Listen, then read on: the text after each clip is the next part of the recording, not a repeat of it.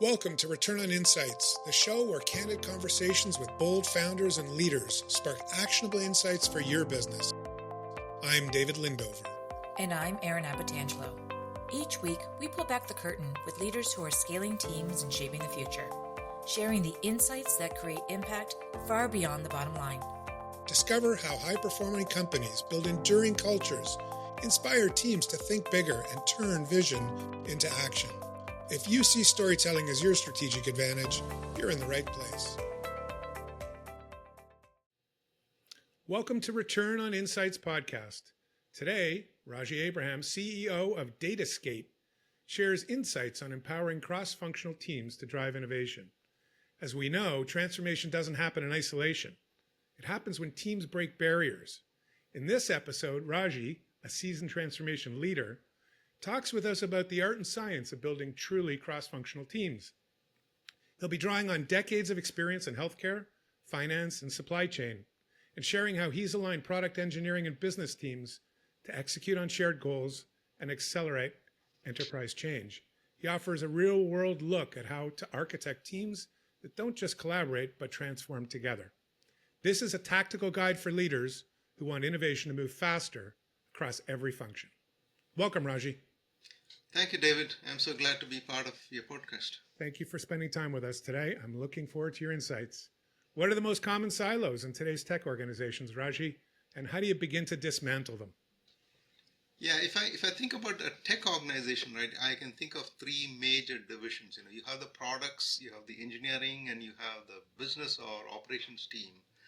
And most of the time, the tech organizations and these divisions kind of operate on their own as though they are the only ones running the whole business. I'm reminded of financial institutions where I was providing this insight on how they can optimize on their overall delivery. The way it was working was the product management team defined the requirements and they would toss it over to the engineering team. And then the engineering team would build a spec and then they say, okay, operations guys, here is a product, you go and support it. And the operation team would say, okay, we can read the manual, but real life customer support was a challenge. The end result was very poor customer experience. It's almost like the relay race guy, right? Every marathon sprint, that person thinks he's the only runner in the baton, right? Really how you approach this is by bringing teams together either physically in the same room or virtually together. And then you have to give them the end objectives rather than the set of tasks. So what we used to do was have workshops on end-to-end customer journey, right? Combine the product team, the engineering team, and the operations team would look at what is the end-to-end customer journey. And then we would map the value streams together and then define where the handoff should be, where would be the potential bottlenecks. And then create a collaborative OKRs, right? So that's really how we were able to solve that particular siloed organization and everyone understood what the other person's pain points were. Makes sense. So how do you design the teams that are cross-functional, not just a name, but an execution? So, like I mentioned earlier, right, you have to think in terms of the three major things. How do you collocate people around, with diverse skills around the specific problem you want to solve, right? That's one part. The second one is you want to empower the team with the end-to-end ownership, right? And the third one is you foster a culture of shared accountability without having, what I call as the fear of failure, right? So for one of the healthcare tech companies, I was advising the CIO on how you build a full next level of platform. And similar to the siloed environment, what I saw was the product management team, right? They would be working with the customers and they wrote the specs. The developers, great developers, we were all on the .NET platform. They would develop and code it, and there was a whole another area where all the QA teams would be testing it one by one, right? And we said, no, let's change this. Now let us create where we will move people around around the specific objectives, you will say, okay, let us see, for example, how we can simplify the overall experience of patient onboarding. If that is a problem, product manager, how do you solve that, right? When you bring the user experience guys, they will say, hey, there's a simpler way to do the workflow of this. And when you talk with that, with the developer sitting by the side, they will say, well, I can do that, but by the way, this will be a challenge, right? So the idea was immediately you get a feedback loop around how you solve for that, right? And then you say, okay, our objective is not this feature. Our objective is at the end, the patient onboarding should be great. And the experience should have a 20% improvement in the overall experience. Once you put that shared experience, right, then these cross-functional teams started to work together, right? Essentially, you would say co-locate so that everyone understands each other, create an empowerment in all of those teams, and then foster a culture of shared accountability. Solid advice. Can you share a moment when the misalignment between functional teams created some roadblocks and how you resolved it? Yeah, actually, so if you don't take care of misalignment, what happens is what Patrick Lencioni talks about a dysfunctional team, like absence of trust, fear of conflict, lack of commitment, avoidance of accountability, and I think the next one was about inattention to results, right? So here is a situation where we were professional services organization of a company I worked, and we basically had to deliver software based on the customer specifications. So the sales team would go and they would connect with the customers. They will make a whole lot of promises, not work with the delivery team to say, can it be done, right? So they would go and make promises, and then they will come back with a contract. And then the contract is given to the delivery team, and they will look at it and say, holy smoke, is this what you guys promised to sign up, right? And then the delivery team would say, okay, that means I would need these skilled folks. And those skills, we will go reach out to the operations team where they had the staffing, and they will say, oh, that skill, it'll take us 6 weeks for somebody to come, right? So there was no collaboration between what is it you're promising the customer and whether you are able to deliver it with those promises. In fact, once we actually onboarded the team and got everything working together, there was further misalignment because the specifications that was written in the contract could be interpreted multiple ways. And so when you go into an iterative cycle of building the solutions, the scope starts to creep and there isn't an easy way to catch, are we going outside the contract limits, right? And in the end, you overrun out of budgets, you take a long time, and the customer is not happy. So I wrote a blog article around this, it's called War Rooms and Scrum Rooms. It's a lot like when you deploy an army for war, the logistics around, how you deploy, how you manage, how do you strategize, everything comes into play just like a software implementation teams. So the idea that we did was, I created a framework where you are measuring around 5 different metrics. What is the scope? What is the timeline? What is the budget? What is the quality you want to have? And how are you going to govern, right? One level of it. And then you will say, okay, what are the ways in which you're going to plan every one of those things? What are the ways in which you will connect with the right stakeholders so that those plans are communicated? What is the way you can actually forecast where you may have problems, right? And finally, what's the mechanism in which when you detect a problem or you envision a problem happening, how quickly you can adapt, right? So that matrix you put together, and then we make sure that the sales teams, when they go sell, we have a delivery consultant there, we have an operations consultant there, so that we call that as a solutioning council, so that everybody is together. So what we making promise, and at the same time we make sure that one of those sales guys are part of the delivery, so that they don't run away, right? So the end to end you have a combined solution, and that's how you manage the misalignment. Certainly like the concept of a solution council. Makes good sense. So earlier you talked about, metrics and shared goals, and, obviously those are two very important elements. But how do they make the team move faster? How do you operationalize that? Yeah, so the way I look at shared goals is are three major things. One is it unifies the focus, right? Once you have a shared goal and metrics, all of the team looks at that metrics, and that's how one way to unify it, right? The second one is it allows people to have self-organizing systems, because if you don't have that, everyone keeps on looking back to the main leader saying, is this right, is this wrong, can I do it, should I do it, right?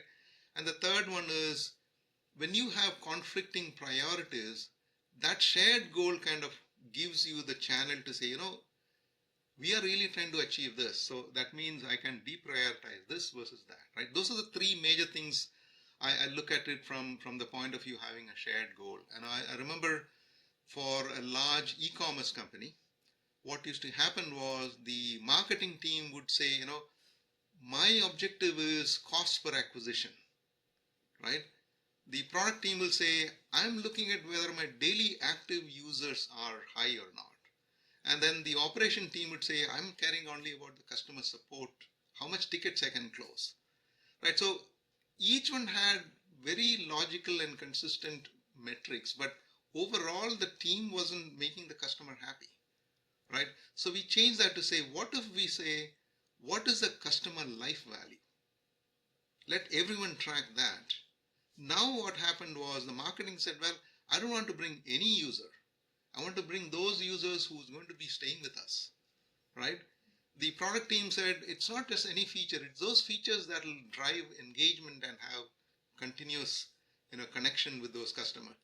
Same thing with operations was, I'm looking at the customer satisfaction more than just, closing tickets, right? So that's really what we look at it is from a shared goals. When we call it as a shared OKRs in principle. When I was with Salesforce, we used to call that V2 MOMs, vision, value, methods, obstacles, and measurements. So that's how, from an enterprise level all the way up to the lower level, everyone was aligned to those V2 MOMs. Very insightful. Thank you. So what role does your company, Datascape, play in unifying teams through data access and integration? So basically think of it as, a centralization and democratization of a platform for data access and integration. Let's say if you take about a manufacturing facility, you have the manufacturing focus around what is the line of products you are building, how are those parts and raw materials being ordered to one end, and the other end is the sales teams are making forecasts and promises. All of those has to come together, right? Portions of it may be in SAP, portions of it may be in your Salesforce or other CRM systems, and then you have to build an integration around it. What Datascape as a solution provider gives is the end-to-end visibility around data and representations all coming together. Years ago, I was consulting for one of the counties in their Department of Justice, and it was a pretty interesting eye-opener, right? You have the courts having their own data. You have the sheriff's department have their own data. You have the district clerk, the medical examiner, and even the law enforcement. They all have their own data. They're all trying to solve a criminal case. And because each of the heads of these divisions were elected officials, they had tremendous control of their data. They would not give it to anybody. But you have to solve for a problem, right? It was around the time, just after the 9/11 emergency had happened, right? The federal report came back saying that, well, all of these agencies had information, but there wasn't a clean way to exchange it. And even if they exchanged it, the interpretation was not good, right? So they came up with a standard called NIEM, National Information Exchange Model. And the county decided to use that to exchange information. And I was leading that effort. Basically, using a bunch of middlewares and integrations and all, create a platform where everybody knows what is going on. The messages are being exchanged. So Datascape actually provides that level of control, visibility, and democratization of information. So tell me how you in your experience, how you embed the customer-centric thinking across the technical and the business functions within the company. So this is a very important point. I would say at the three major things that come is you want to make sure that the customers, the people working in the problem space are exposed to the customer, right, as much as possible. Second is, how do you make those feedbacks that the customer is giving into your whole development cycle? And the third one is making sure, as I mentioned before, that is, the team goals and metrics are aligned to the customer's outcomes, right? When you do all three of them, you can basically create a customer-centric tech business. There was a used car company, similar to what Carvana did, and they had hired us because they were having all kinds of problems. When we looked at it, they were trying to say, I'm getting all these tickets. They are of similar problem. The same customer is complaining about the same thing. Somebody goes and creates another ticket. So for a single customer, there are like 7 or 8 tickets, slightly different variation, and we are not able to solve for this, right? When we looked back, we said, okay, really what is happening is you're not looking at the end-to-end problem space. You're not empathetic to what the customer is facing, right? So we brought those people saying, okay, let's take a look at, frontline, Mr.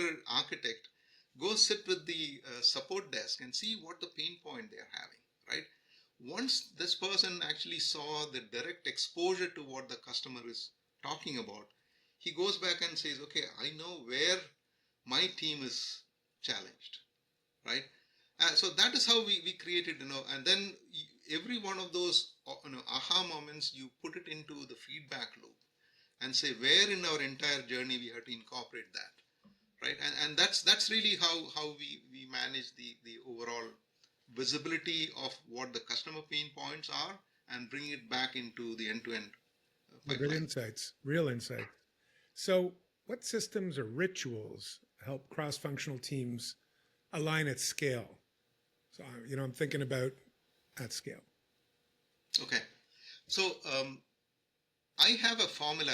This is something one of my colleagues years ago introduced me to, and I call that as the 4 important points to keep in mind. It doesn't matter what rituals you follow. I mean, you will always see in the software development this concept called, should I do agile? Should I do waterfall? And what I say is, it doesn't matter as long as you have these 4 important points in your mind. One is alignment. The other one is commitment. The third one is visibility. And the fourth one is collaboration. And I'll show you how these things come together. So in an alignment mode, right, what you are always looking at is, are all of your team members, all the way from the stakeholders to the developers to the QA or the product managers, are they aligned? How do you make that alignment, right? In the agile ritual model, what happens is you're constantly meeting. Every day everybody is talking, right? So that's how you're trying to create an alignment. In the traditional waterfall, you will say, I'm going to create this document that everyone agrees to, right? So for example, when you are defining building a house, you want to have the floor plans, you have the elevations and the electrical structures, all the contractors are coming together. So that alignment is needed, right? The second one is around the commitment. When you say commitment, you want to make sure that either the problem that you're defining is something that people can sign up to, right? Secondly, that people are actually saying, I will get it done, right? Those 2 things are very important. And once you do that, then you say, okay, how do you bring visibility into it? So you may have dashboards, you may have regular meetings like Scrum of Scrum meetings and things like that to get it done. And then, of course, you want to make sure that teams are collaborating. It's not just that, hey, it's my problem or your problem. It's like our problem. When we were doing a project for one of the airlines, our challenge was that we had to replace all of the hardware in 220 plus airports around the world. They were all mainframe green screen terminals to be replaced with Windows machines. It was a massive movement, right? That is, you want to go and do rewiring of all of the stuff. Those days, Windows didn't have all the high-tech stuff. When you are actually trying to install a machine, there was like 20, 25 CDs that you have to install, right? So when you created an alignment, so the way we did that was saying, we don't worry about those steps. Our objective is when you're going to replace a machine at a gate, it should not take more than 20 minutes. Let's go solve it, right? And once you built it around that, everything started happening. Startups have this challenge, that is, you have to play multiple roles, right? And how do you make sure that, the process and methods that you have, as your role evolves, people are still connected and getting it done. And that's the way you do it. You use this ACVC, alignment, commitment, visibility, collaboration. You can get it done. Excellent advice. Finally, how do you maintain, or how have you maintained, clarity and accountability in those teams that have those overlapping responsibilities? What's the trick? Yeah, so this is very important. Again, for a startup, what happens is as the roles evolve, and we face this in my company now, is that how do you make sure that as we are evolving and doing stuff, right, where are those overlapping stuff being taken care? The idea is that you want to have a single ownership on outcomes, not on tasks, right? Tasks may be whatever, but you define what the outcome is. Then you have an explicit decision-making framework, like we call about the RACI, right? That's a decision-making framework. You say, who are the people who are responsible who are to be informed, right? Then you have a continuous communication between wherever those dependencies are, right? Those dependencies are where you want to constantly communicate. And then, of course, you have the shared outcome metrics that I mentioned earlier. So, again, back to the health tech company that I talked about, we had same problem. The product marketing felt that they own the customer journey, right? The product development team said, no, we own the end-to-end, even from the messaging to the sales to everything, right? The result was the sales guys were confused as to, hey, should I listen to the marketing guy or should I listen to the sales guy? The development guy. We said, okay, now let's do it differently. That is, product managers, your job is to have successful adoption and ongoing usage. That's your accountability, right? Marketing team said, your job is effective positioning in the market and getting us qualified leads. That's your outcome. Now, that means both of them may have to do some level of customer research. That's okay, that's a task. But their intents are completely different, right? And then you want to make sure that whatever they do, right, your shared accountability is there together. That's the way I feel. We have to manage this, together. Raji, I've really enjoyed the conversation. You've shared a lot of valuable insights and making me think about my various operations and how I can improve, the work of my teams across my organization. So thank you. Hopefully our viewers got some insights as well. And again, thanks for your time and your work with me to prepare in advance. I appreciate it. Sure. Thanks, David. Some of your questions I had to go back to almost 25, 30 years ago. You did a great job. Thank you.